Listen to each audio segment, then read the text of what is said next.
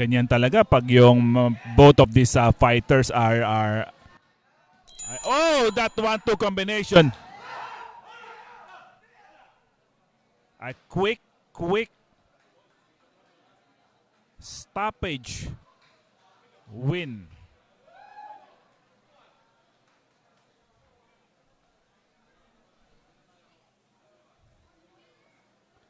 Referee Don Arguelles made a quick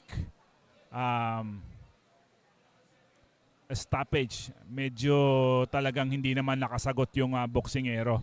I think tatlong magagandang mga suntok ang pumasok.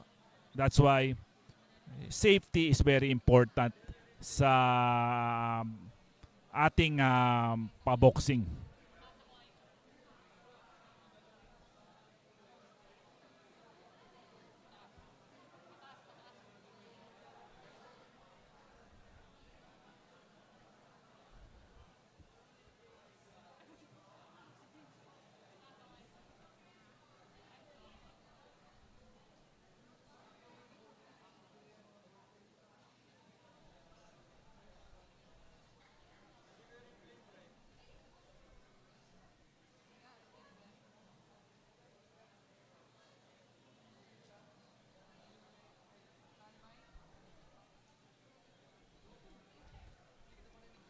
As we await the official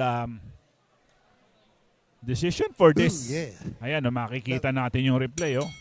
Ladies and gentlemen, your official That time, 1-2 straight combination. 21 seconds of the very first round. Winner by a technical knockout, Ivan Matthew Navarro. Ivan Navarro winning by a very quick first round TKO over Francis Generoso.